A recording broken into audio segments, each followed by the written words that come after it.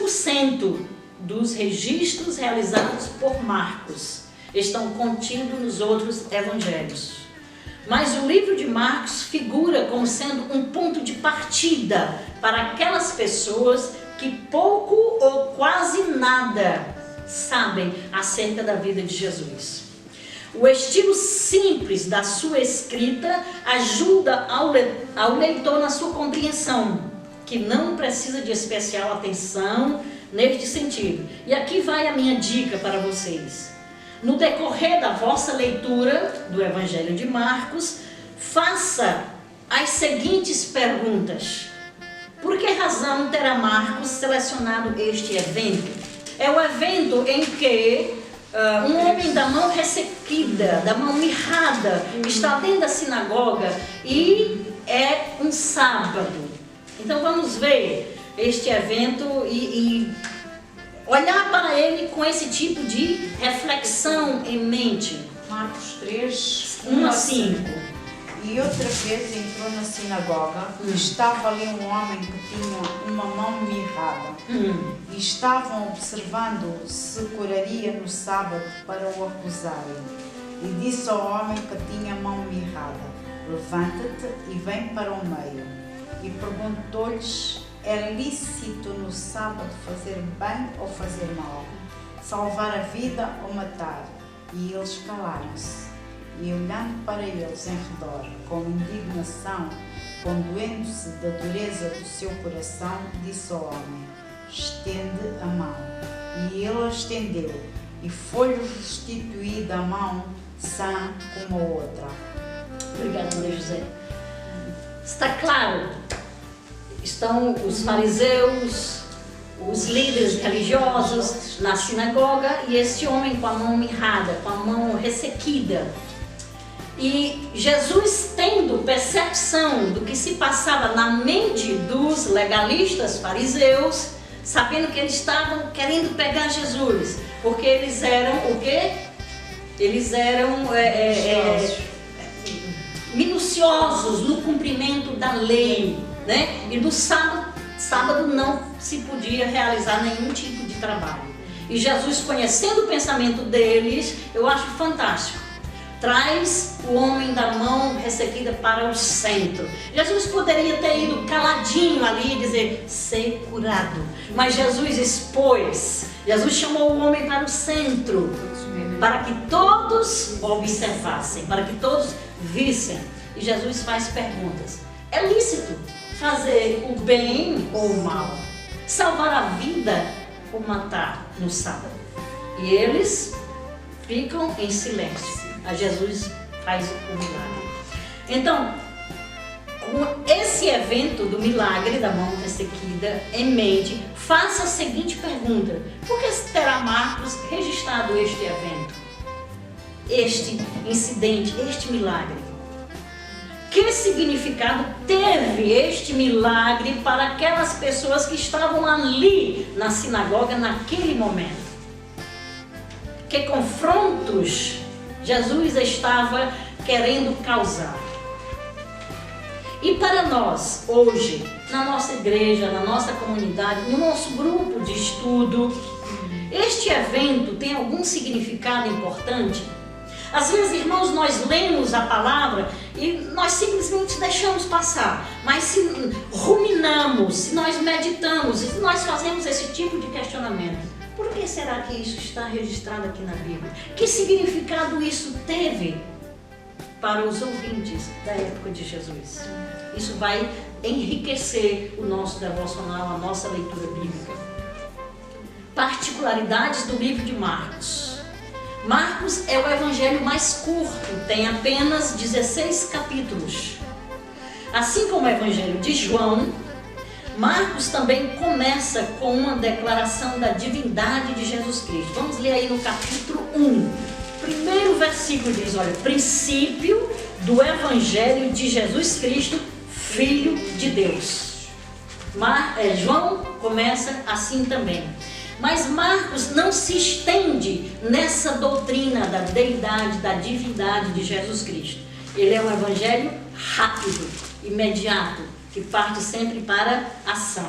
Então ele não entra, não se estende nesta doutrina da divindade, porque o seu objetivo é destacar as obras maravilhosas de Jesus, em vez de fazer afirmações que testifiquem a sua deidade.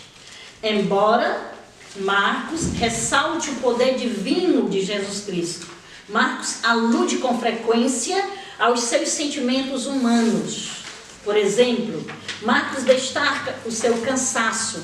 E essa passagem aqui na apostila de vocês, Marcos 4:38, eu penso que é quando ele deitado na proa, sobre uma almofada, estava no barco. Dá a entender que ele estava cansado.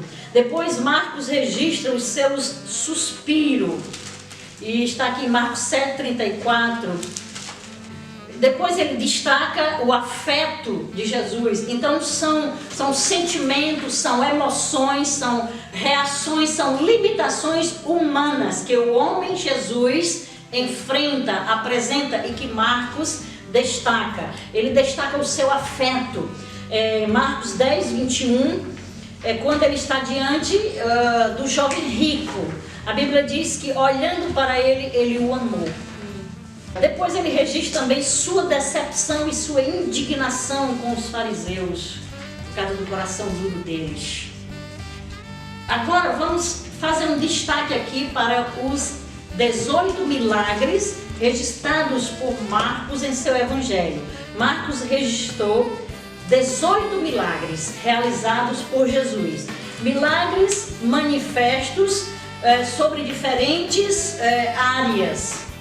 Poder sobre a natureza, poder sobre as enfermidades, sobre espíritos malignos, sobre a morte. Eu vou pedir que as irmãs me auxiliem aqui na leitura destes milagres. A começar com a manifestação do poder de Deus sobre enfermidades. Marcos registra 8 milagres, demonstrando o poder de Deus, curando os enfermos. Temos Marcos capítulo 1, versículo 31, a cura da sogra de Pedro. Marcos 1:41, a cura de um leproso. Marcos 2, versículos 13 a 12, a cura do paralítico de Cafarnaum. Os 4 amigos que levaram o paralítico até Jesus. Marcos 3, do versículo 1 ao 5, a cura do homem da mão ressequida. Marcos 5:25, a mulher com hemorragia. Marcos 7:32, a cura de um surdo e gago. Marcos 8:23, a cura do cego em Betsaida. Destes 18 milagres, Marcos registra 5 deles, demonstrando o poder sobre a natureza, o poder de Deus sobre a natureza. A irmã Dália vai ler as referências. Marcos 4:39, Jesus acalma a tempestade. Marcos 6:41, multiplicação de 5 pães e 2 peixes.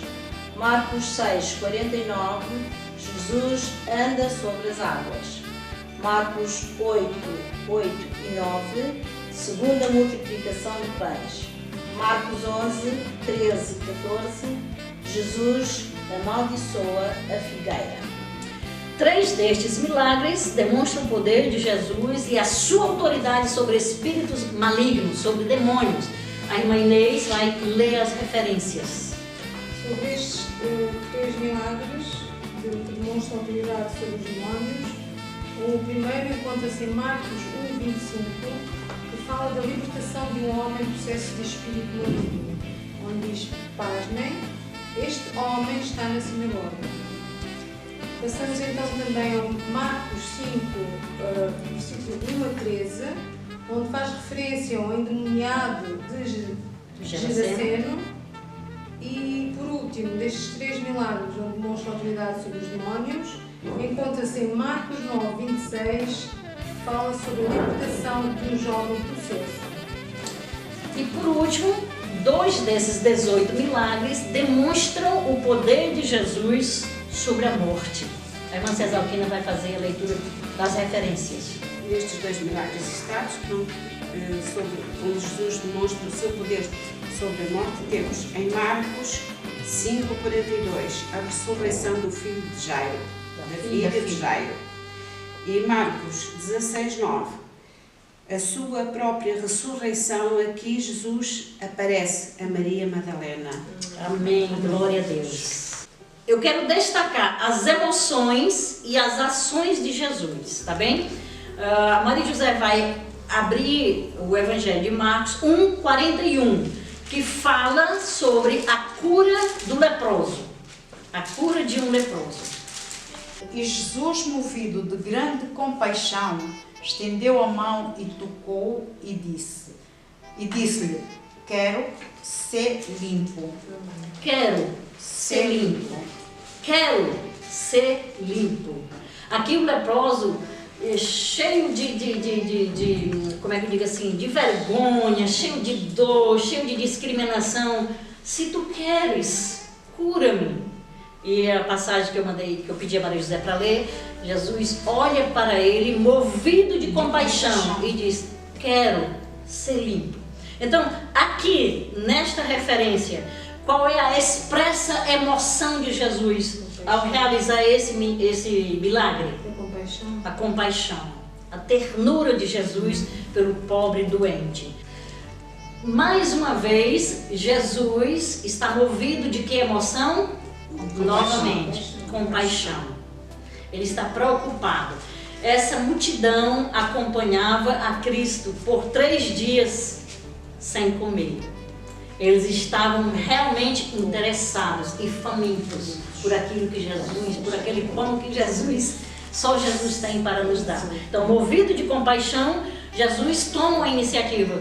Mas ele sabia o que ele ia fazer, não é verdade? Ele sabia que o milagre iria acontecer. Então, mais uma vez, movido de compaixão, decide alimentar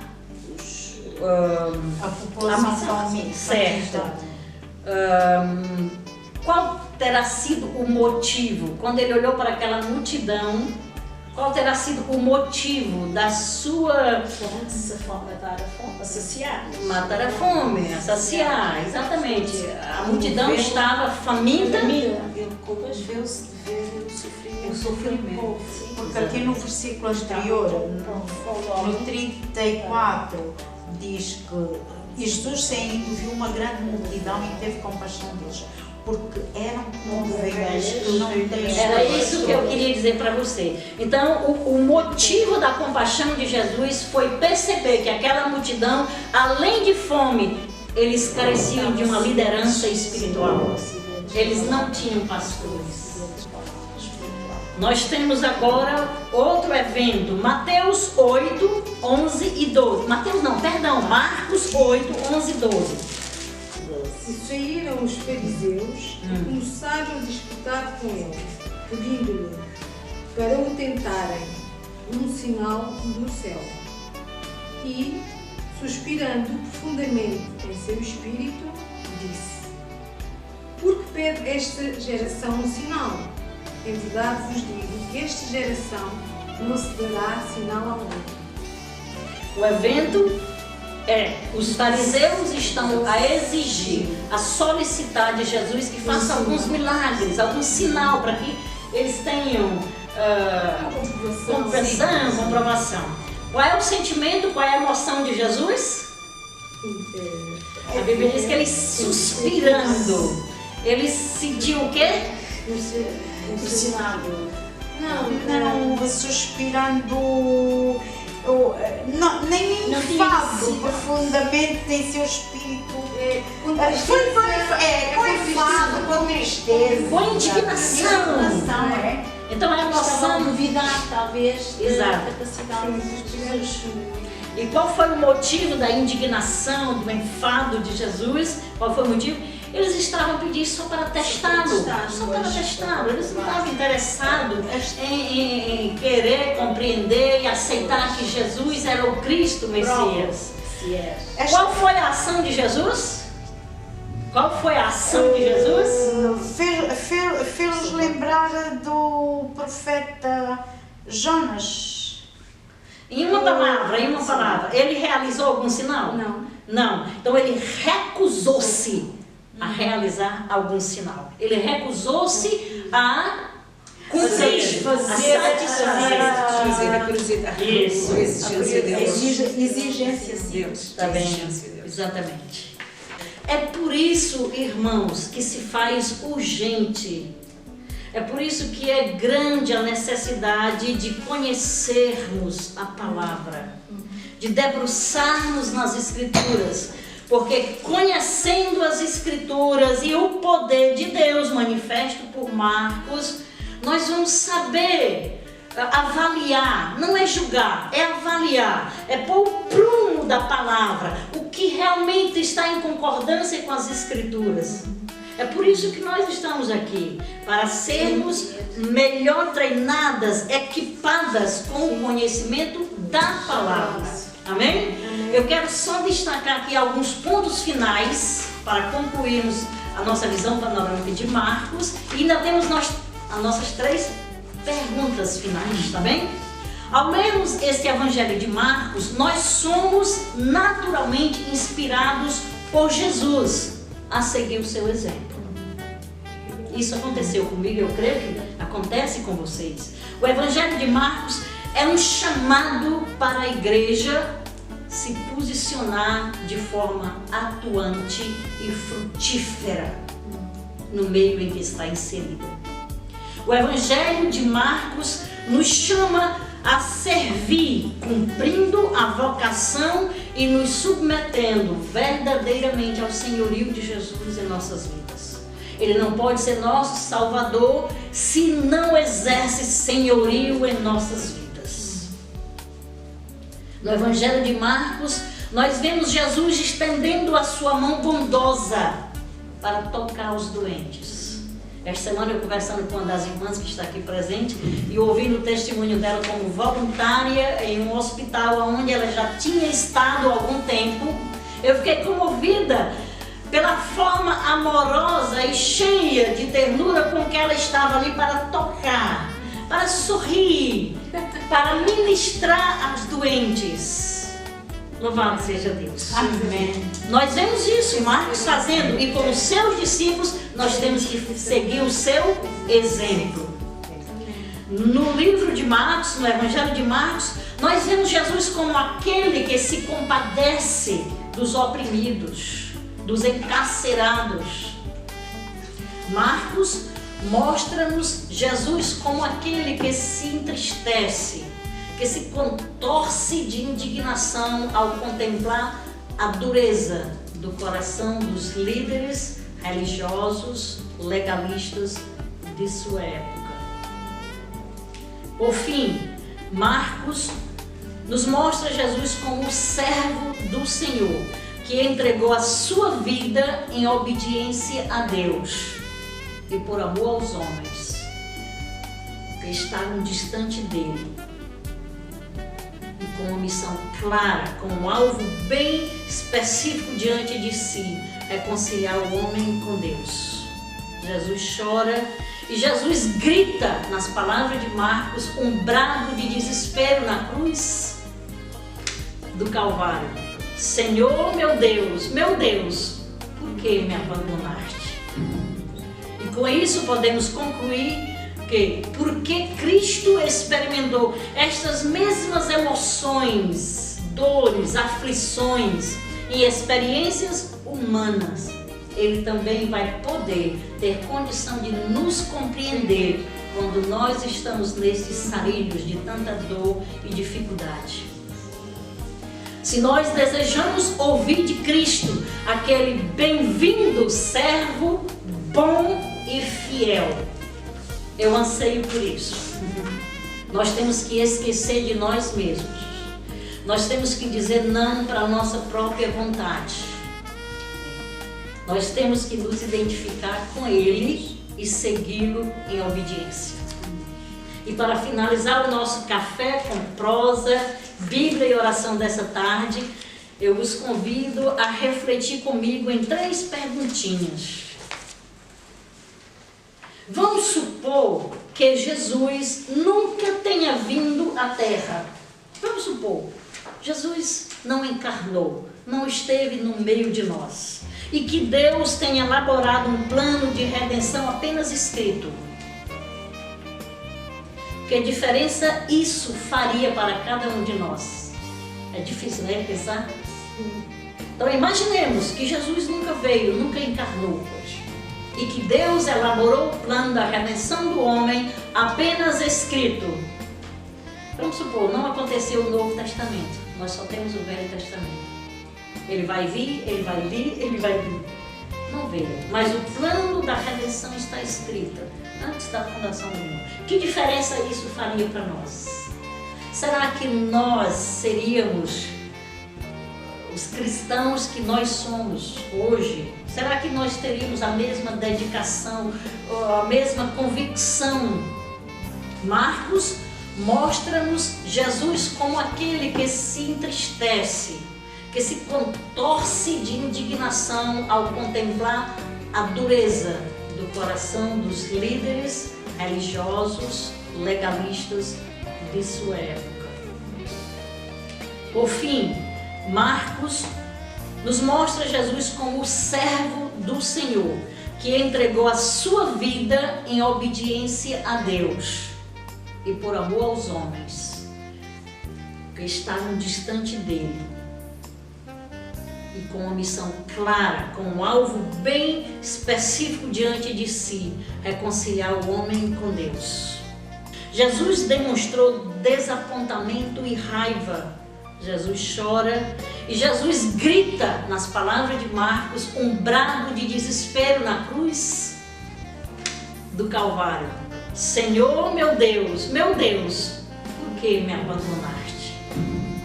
E com isso podemos concluir que, porque Cristo experimentou estas mesmas emoções, dores, aflições e experiências humanas, Ele também vai poder ter condição de nos compreender quando nós estamos nesses sarilhos de tanta dor e dificuldade. Se nós desejamos ouvir de Cristo aquele bem-vindo servo, bom e fiel, eu anseio por isso. Nós temos que esquecer de nós mesmos. Nós temos que dizer não para a nossa própria vontade. Nós temos que nos identificar com Ele e segui-lo em obediência. E para finalizar o nosso café com prosa, Bíblia e oração dessa tarde, eu os convido a refletir comigo em 3 perguntinhas. Vamos supor que Jesus nunca tenha vindo à Terra. Vamos supor, Jesus não encarnou, não esteve no meio de nós, e que Deus tenha elaborado um plano de redenção apenas escrito. Que diferença isso faria para cada um de nós? É difícil, né, pensar? Então imaginemos que Jesus nunca veio, nunca encarnou, e que Deus elaborou o plano da redenção do homem apenas escrito. Vamos supor, não aconteceu o Novo Testamento, nós só temos o Velho Testamento. Ele vai vir, ele vai vir, ele vai vir. Não veio, mas o plano da redenção está escrito antes da fundação do mundo. Que diferença isso faria para nós? Será que nós seríamos os cristãos que nós somos hoje? Será que nós teríamos a mesma dedicação, a mesma convicção do amor, da fidelidade, dos atributos de Deus que nós temos se nós não tivéssemos conhecido a Jesus? Então, Inês, podes acrescentar algumas ideias, insights à nossa reflexão? Vai ser uma reflexão útil para mim, porque eu nunca tinha tido essa reflexão. E realmente acho que se não tivesse acontecido, na sociedade que vivemos hoje, não sentíamos da forma como Jesus esteve cá, como nos amou, estaríamos agarrados a uma lei que nada nos acrescenta espiritualmente, não é? E que nenhum ser humano perceberia o alcance da bondade e podemos fazer juntos em amor. Penso que é essencial. Hoje é 30 de maio, não é isso? 31 de maio. Por que escrevemos a data 31 de maio? É o calendário judaico-cristão. Então, a vinda de Jesus dividiu a história da civilização humana em dois grandes pedaços: o antes e o depois dele. Então, se Jesus não tivesse vindo, tudo seria diferente. Sim. A sociedade, os valores, os princípios não seriam nada semelhante ao que nós temos nos nossos dias. Isso seria uma das coisas que aconteceria. A nossa segunda reflexão diz o seguinte: enquanto finalizamos esta visão panorâmica de Marcos, que detalhe do livro sobressaiu para ti com mais força?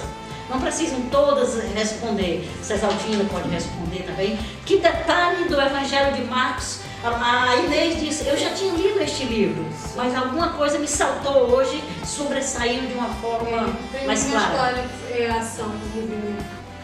Algumas pessoas, e até nós mesmos, muitas vezes nós achamos que os discípulos, os apóstolos de Jesus foram santos. Não vou dizer 3 vezes, porque só Jesus é 3 vezes, né? Então, santos, grandes heróis, né? Mas Marcos nos deixa claro algumas de suas fraquezas e limitações. Que limitações pessoais te impedem de seguir a Cristo como você sabe que deveria? Um bocadinho do meu eu. Tem que ser Um bocadinho do teu eu.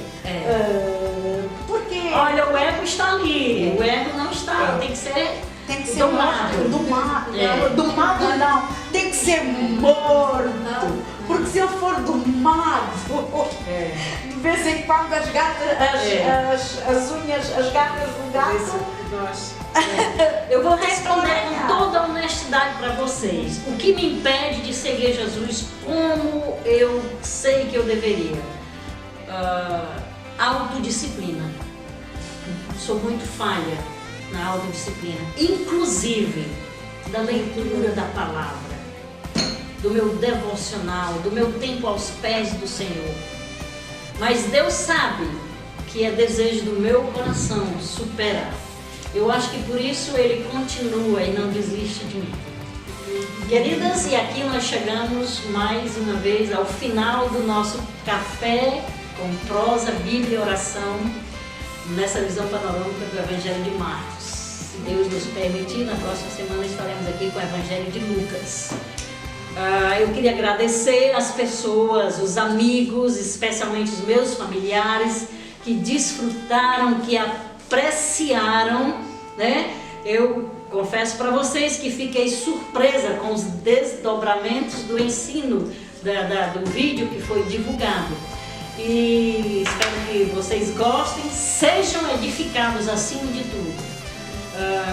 Quero pedir o joinha de vocês para o vídeo, se inscrevam se ainda não estão inscritos. Deus os abençoe.